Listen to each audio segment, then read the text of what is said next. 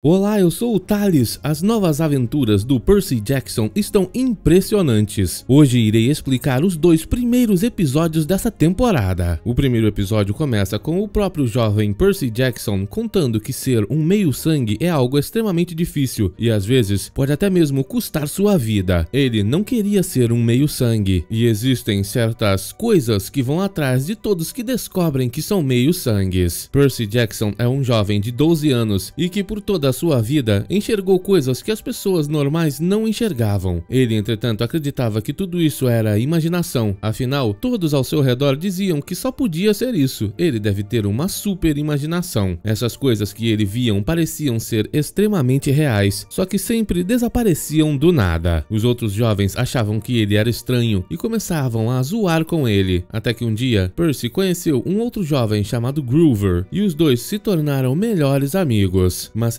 infelizmente para o Percy, um dia, essas coisas que ele achava estar imaginando começaram a ir atrás dele. Vemos que todo o pessoal da turma do Percy foram levados até um museu e lá eles terão que fazer um trabalho a respeito dos deuses e monstros que estão descritos ali na exposição. Enquanto o professor explicava isso, vemos que o Percy tem alguma dificuldade para ler o que está escrito no papel. Percy vê uma estátua de Perseu e se lembra de uma conversa que teve com sua mãe. Acontece que seu nome é inspirado naquele deus. Não porque ele era um herói que eliminava monstros, mas sim porque, segundo as histórias, Perseu e sua mãe foram jogados em um baú de madeira no meio do oceano por um deus muito bravo. E durante o tempo que passaram no mar, sua mãe sempre o acalmava, dizendo que um dia os dois seriam invencíveis depois que acabasse essa tempestade. Acontece que na vida real Percy estava imaginando tudo isso e suas colegas de classe o viram sussurrando consigo mesmo e começaram a zoá-lo. Ele se assustou tanto que até quebrou seu lápis. Uma das professoras diz que ele terá que aprender a se controlar, mas as jovens o zoam ainda mais, dizendo que ele nunca conseguirá. Um dos professores tem que intervir e diz pro Percy que os deuses guardam muitas coisas boas para ele em seu futuro. Já que o jovem quebrou seu lápis, o professor então dá uma caneta para ele continuar a fazer o trabalho. Logo chega a hora de fazer o lanche e Percy conversa com o Groover, dizendo que um dia ele irá revidar todas as zoações que aquela jovem faz com ele. E do nada, essa jovem arremessa comida no Percy. Ele se levanta e parte para cima dela, só que sem nem ao menos tocá-la, ele a manda voando para dentro da fonte que estava ali atrás deles. O jovem Percy não entendeu nada e de repente a caneta que o professor deu para ele começou a tremer. Aquela outra professora se aproximou e se transformou em uma espécie de criatura. Ela então partiu para cima do Percy para eliminá-lo. Porém, a caneta que o professor deu para ele se transformou em uma espécie de espada e eliminou aquela criatura. Percy desmaiou e assim que acordou, ninguém sabia o que tinha acontecido e nunca ninguém ouviu falar sobre nenhuma professora Dodds que ele disse que havia o atacado. O diretor então fez uma reunião com o Percy e com o Groover e perguntou se ele realmente empurrou a Nancy naquela fonte. Percy diz que não, porém o Groover diz que na verdade Percy estava planejando se vingar e foi ele quem a empurrou na fonte. Percy não entende por que seu melhor amigo acabou de fazer isso com ele, mas isso não importa. Percy foi expulso da escola. O professor vem dizer depois que acredita no Percy e sabe que ele acha que não fez nada. Porém, Percy é especial e com certeza tem um árduo caminho à sua frente. Logo então a carona do Percy aparece e o leva de volta para casa. Assim que entra, seu padrasto estava na sala e dá uma bronca nele por ter sido expulso da escola. Ele só sabe disso pois atendeu o celular da mãe do Percy. O homem quer ficar dando ordens no jovem, mas o próprio Percy diz que não é ele quem manda ali. Sua mãe é a única que trabalha na casa e ele só passa o dia inteiro fingindo que trabalha jogando poker online. Percy então vai conversar com sua mãe, que estava sentada na varanda pegando chuva. O jovem pede desculpas por tudo o que aconteceu, mas tudo que importa para sua mãe é que o Percy esteja bem. Ela até mesmo comprou um presente de boas-vindas para ele. Percy então diz que tem acontecido coisas com ele que tem o deixado muito assustado. As coisas que ele imagina estão parecendo cada vez mais reais e ele não sabe o que fazer. A mãe então chama seu marido e pede o carro dele emprestado para levar o Percy para dar uma volta. Durante a viagem, Percy tem um sonho estranho com uma pessoa em um barco no meio do mar perguntando quem ele é e dizendo que ele é fraco e assustado. Assim que acorda, eles acabaram de chegar a uma casa de praia. Percy e sua mãe vão lá pra dentro e começam a conversar. Ele então diz mais uma vez que tudo que achava que estava imaginando tem se tornado cada vez mais real e hoje no museu ele viu uma coisa, mas sua mãe meio que já sabia disso. Ela pergunta se ele viu algo real que outras pessoas não viram. A mulher então confirma que essa mulher que ele viu era real. Percy não entende o que ela está dizendo e a mulher mulher começa a explicar que eles vão até aquela casa na praia todos os anos porque foi ali onde ela conheceu o pai dele. Ela diz que quando o conheceu, ele era um homem muito melhor do que todos os outros que ela já havia conhecido. E tudo isso era porque ele não era um homem, e sim um deus. Acontece que todas as histórias a respeito de monstros e deuses são reais, e Percy é um meio-sangue. Infelizmente, pessoas como ele não estão seguras no mundo normal, e existem forças que querem eliminá-lo. Forças malignas. Isso é o que o Percy tem sentido, e ele tem que se preparar para poder se defender. O jovem, entretanto, diz que tudo isso é loucura. Ele não é um deus, e não existem semideuses, nem nada desse tipo de doideira. De repente, alguém bate a porta. Era o Grover. Ele veio alertar a mãe do Percy de que algo estava chegando, e o próprio Percy não entendeu nada do que estava acontecendo, até que ele olhou para as pernas de seu amigo e viu que elas não eram normais. Acontece que Grover chegou cedo demais. A mãe do Percy nem teve tempo de contar tudo para ele. Acontece que Grover foi designado para protegê-lo desde o dia que ele nasceu. Ele é um sátiro e vai dedicar sua vida para protegê-lo. Se ele não tivesse falado aquilo para o diretor e o Percy não tivesse sido expulso, outras entidades malignas teriam aparecido e o eliminado. Percy então pergunta se ele viu tudo o que aconteceu no museu, por que não o ajudou? Mas o jovem explica que na verdade não conseguiu ver tudo. Existe uma névoa que separa o mundo mágico do mundo dos humanos, e é essa névoa que, por exemplo, esconde as verdadeiras pernas dele contra os olhos dos humanos. Por causa disso, ele não percebeu as asas da professora Dodds até o momento que ela já estava em cima do Percy. Existe uma força extremamente poderosa que ele não consegue entender, mas que está mexendo com essa névoa. Os três têm que se apressar para chegar até o acampamento. Lá é o único local onde o Percy estará a salvo. Esse acampamento é um santuário para todos que são meio sangue. Do nada, um minotauro aparece na estrada e começa a correr atrás deles. A criatura rapidamente chega ao lado deles e começa a atacar o carro. Porém, a mãe do Percy consegue acelerar e fazer o minotauro ser acertado por um caminhão, mas acontece que o carro deles também capota no processo. Os três, entretanto, conseguiram sair bem de dentro do carro e já estavam bem na fronteira para o acampamento. A mãe do Percy não poderá ir com ele, afinal ela é humana e não pode passar pela barreira mágica. A mulher então explica que não há nada de errado com Percy, ele é especial, e manda o jovem se adiantar, pois existe um futuro muito brilhante à sua frente. O minotauro então aparece. A mulher pega o casaco do Percy para distrair a criatura e permitir que seu filho fuja, mas acontece que antes que o Percy e o Grover cheguem até o acampamento, o minotauro consegue pegar a mãe dele e apaga sua existência. O jovem Percy fica extremamente triste e com muito ódio. Ele então pega aquela caneta que se transforma em espada e parte para cima da criatura. Percy é derrubado, mas não desiste. Ele consegue acertar o chifre, mas não forte o suficiente para cortá-lo. A criatura parte para cima dele e não dá tempo que ele pegue sua espada de volta, mas o jovem consegue montar nas costas do grande minotauro, quebrar o chifre que estava quase cortado e eliminá-lo com seu próprio chifre. Nesse momento, ele desmaia. O episódio 2 começa com o Percy acordando na enfermaria do acampamento e vendo que existe uma jovem à sua frente. Ele, entretanto, não acordou de vez nessa hora, ele só acordou na manhã seguinte com o Grover sentado a seu lado. O chifre do minotauro está em cima da mesa, pois eliminar uma criatura como aquelas é um feito que se deve se orgulhar. Percy, entretanto, está muito triste, pois sua mãe perdeu a vida, e ele diz que se está ali por causa de seu pai, o único pensamento lógico que ele poderia ter é sair e encontrá-lo. O jovem então vai passar pelo acampamento procurando por seu pai, e logo de cara encontra um homem com uma cadeira de rodas a seu lado. Ele então se apresenta e diz que está procurando por seu pai. Logo, Grover aparece e diz para Percy não encontrar aquele homem, pois ele é o deus Dionísio, o diretor do acampamento. Mesmo assim, Percy insiste, dizendo que seu pai deveria estar ali, porém ele não sabe quem é. E o deus começa a dizer que ele é o pai do Percy e pede para que o jovem vá buscar uma garrafa de vinho para ele. De repente, o professor lá da escola, o Sr. Brunner, aparece ali. Grover diz que seu nome verdadeiro é Kiron. Ele é o diretor de atividades do acampamento, treinador imortal dos heróis. Kiron então explica que aquele não é o pai do Percy e o chama para acompanhá-lo para que ele possa contar a história verdadeira. No caminho, ele mostra todo o vale para o Percy e diz que é ali que o treinamento de meios-sangues acontece. Percy achou que tinha perdido aquela espada, mas Kiron disse que ela estava em seu bolso e ela verdadeiramente estava. Acontece que enquanto Percy não desistir dela, ela sempre encontrará um jeito de voltar até ele. Objetos mágicos não obedecem às leis da física do mundo comum. Eles então chegam até a parte do acampamento onde ficam os chalés onde os filhos dos deuses irão morar. Cada deus tem um chalé separado para todos os filhos que foram reclamados por ele, mas Percy não foi reclamado por nenhum deus. Nenhum deles disse que ele é seu filho. Percy então pergunta quando seu pai irá aceitá-lo como filho, mas Quirrell diz que pode ser amanhã, semana que vem ou até mesmo nunca. Ninguém sabe o que um deus pensa, mas até lá, Percy irá ficar no chalé do deus Hermes, o deus dos viajantes. Esse chalé serve tanto para os filhos reclamados por Hermes, quanto para os que não foram reclamados por nenhum deus. Assim que entra, Percy acha que será zoado por um dos jovens ali, mas na verdade ele apenas veio se apresentar e também dizer que entende tudo o que Percy está passando agora. Enquanto isso, vemos que o Groover foi até a floresta e começou a conversar com uma figura um pouco estranha. Essa figura o levou para uma reunião com diversas outras entidades. Ele então voltou dessa reunião e foi conversar com o Quirrell e com o Dionísio. Agora entendemos que essas entidades eram sábios, pertencentes ao Conselho do Casco Fendido. Acontece que Groover foi perguntar para eles o que aconteceu com a mãe do Percy, pois ela não parecia ter perdido a vida. Os sábios então falaram para ele que ela evaporou, e isso já aconteceu antes com outros humanos. Acontece que no momento que eles estão prestes a perder a vida, existe uma chance que Hades possa se meter e levá-los para o submundo. Quirrell e Dionísio sabem disso, porém não contaram nada para o Percy. Afinal, existem poderes muito maiores do que tudo isso que podem colocar todo o planeta Terra em risco. Por causa disso, a verdade tem que ser controlada. Eles então proíbem Groover de contar a verdade para o Percy. Na manhã seguinte, Percy conversa com aquele jovem que se chama Luke. Ele realmente é filho de Hermes e conta que ninguém pode entender ao certo o que os deuses pensam, porém existe uma forma de atraí-los, que é lutando por glória. Se você lutar muito, os seus feitos se tornarão glória e você será cada vez mais forte e mais assustador, chamando a atenção para você. Enquanto conversavam, uma jovem chamada Clarice veio implicar com o Percy. Ela não acredita que foi ele que eliminou o Minotauro e o manda ficar sempre em seu lugar. Mas isso não importa. Percy está determinado em conseguir glória para chamar a atenção de seu pai. E Luke diz que para isso eles terão que descobrir qual é a habilidade do Percy. Eles então vão tentar arco e flecha primeiro, mas descobrem de cara que Percy é terrível nisso. Em seguida, levam Percy para testar suas habilidades como ferreiro, mas ele também é péssimo nisso. Luke diz que eles não vão desistir e vão encontrar a habilidade certa do Percy. Logo chega a hora de queimar oferendas para chamar a atenção dos deuses através de oração. Se você queimar algo que sentirá falta, os deuses prestarão atenção em suas orações, pois eles sabem que você está sendo honesto. Percy então vai queimar aquele último presente que sua mãe deu para ele, a fim de tentar entrar em contato com ela pelas orações. O jovem diz que está muito feliz e pela primeira vez fez amigos de verdade. Logo em seguida, Percy vai ao banheiro e é surpreendido por aquela jovem Clarice e suas outras amigas. Ela quer obrigá-lo a dizer que mentiu que eliminou o Minotauro, e tentando perturbá-lo, elas começam a empurrar a cabeça dele contra o vaso, mas algo surpreendente acontece. 3 correntes d'água saem de dentro desse vaso e acertam as jovens, as fazendo correr dali. Do nada, aquela outra jovem que estava na enfermaria enquanto o Percy dormia apareceu na porta. Ela diz que se chama Annabeth e estava ali observando tudo, esperando que algo como isso acontecesse com o Percy. Isso significaria que ele pode ajudá-la a capturar a bandeira. Mas como assim? Ela estava falando a respeito dessa competição que irá acontecer no dia seguinte. Luke fala para Percy não ficar preocupado com a Annabeth, pois ela é extremamente genial e a melhor guerreira do acampamento. Ela sempre está 6 passos à frente de todo mundo. Luke então conta a respeito de seu passado. Antes de ir para aquele acampamento, ele encontrou pelas estradas uma criança proibida que se chamava Thalia. Mas por que ela era uma criança proibida? Acontece que muito tempo atrás, Zeus, Poseidon e Hades perceberam que seus filhos eram poderosos demais e fizeram um pacto para nunca mais terem filhos. Esse pacto foi respeitado durante muito tempo até que Zeus o quebrou e a Thalia nasceu. Mas acontece que crianças proibidas atraem monstros por todos os lados. É uma batalha constante para se manter vivo. E um dia, os dois encontraram uma jovem se escondendo no canto. Era a Annabeth. Ela estava assustada, mas era uma lutadora muito poderosa. Thalia não sobreviveu aos ataques dos monstros, mas Luke e Annabeth se tornaram uma família desde então. Acontece que Annabeth estava observando o Percy porque a única maneira de provar que você é o guerreiro mais forte é indo em uma missão. E ela quer fazer isso pois anos atrás Quirrell prometeu para ela que sua missão seria acompanhar um semideus que teria uma missão para ele mesmo que não poderia negar. Então desde esse dia, Annabeth tem procurado todos os semideuses que chegam ao acampamento, mas nunca encontrou o correto, até o Percy aparecer. Talvez ela esteja certa e tem que sair em uma missão com ele. Finalmente chega chega a hora do jogo. O acampamento é separado em 2 times e o primeiro que levar a bandeira do outro para o outro lado do rio vence. Annabeth vai deixar o Luke tomando conta das tropas para proteger a bandeira deles, enquanto ela sai sozinha com o Percy. Vemos que o jovem é todo atrapalhado. Os jogos começam de repente e Annabeth então usa um boné que sua mãe deu para ela para ficar invisível. Ela diz pro Percy que tudo vai sair bem e ele não precisa se preocupar e desaparece logo em seguida. O jovem então fica sozinho pela floresta fazendo tudo o que ele quer fazer para se distrair, enquanto todos estão em combate pela bandeira um do time do outro. Do nada, Clarice e suas amigas aparecem para perturbar o Percy. Acontece que ela não quer a bandeira, ela quer vingança. Uma das regras do jogo era não ferir os participantes, mas ela não tá nem aí para isso. Todas então partem para cima do Percy, que consegue se defender e desviar um pouco, mas mesmo assim tem que correr para não perder a vida. As jovens vão atrás dele, uma consegue empurrá-lo e Percy cai até a beira do lago. Ele foi cercado e não tem outra chance além de partir para o ataque. Ele consegue desviar e atacar os objetos letais das outras jovens, até mesmo segurar a lança da Clarice e quebrá-la. A jovem fica extremamente triste e grita, mas no momento que ela parte para cima dele, os jovens de seu time aparecem. Eles conseguiram pegar a bandeira e vencer. Annabeth olhou o tempo todo e não ajudou Percy. Ela então o empurra para as águas do lago. Nesse momento, algo impressionante acontece. Os ferimentos do Percy são curados e um tridente aparece sobre sua cabeça. Seu pai está o chamando. Percy foi reclamado por ele, Poseidon, o deus dos mares. O jovem é uma criança proibida e é único entre os semideuses. Além disso, ele é a última esperança de seu pai para evitar uma guerra. Acontece que um tempo atrás, o raio de Zeus foi subtraído por alguém e ele tem brigado contra seu irmão Poseidon, achando que foi ele quem o subtraiu. Já que o raio é o símbolo da autoridade de Zeus, ele acha que só pode ter sido o filho de Poseidon que subtraiu esse raio para humilhá-lo e deu um ultimato a Poseidon. Se ele não devolver o raio em uma semana, acontecerá uma guerra. Poseidon precisa da ajuda de Percy para evitar que isso aconteça. Essa é a missão do Percy, mas ele não entende muito bem, e Chiron diz que existe um terceiro irmão que sempre teve inveja de Poseidon e Zeus, Hades. Provavelmente foi ele quem subtraiu o raio e o levou para o submundo, mas mesmo assim Percy diz que não vai ajudar. Ele não é filho de verdade do Poseidon, um deus que nem ao menos nunca apareceu em sua vida. Ele é filho de Sally Jackson, sua mãe. E de repente Groover aparece. Ele diz que a mãe do Percy está viva e provavelmente foi levada por Hades para o submundo. Eles poderão encontrá-la lá. E nessa hora, Percy muda de ideia. Ele vai partir em sua missão. Obrigado por assistir. Até o próximo!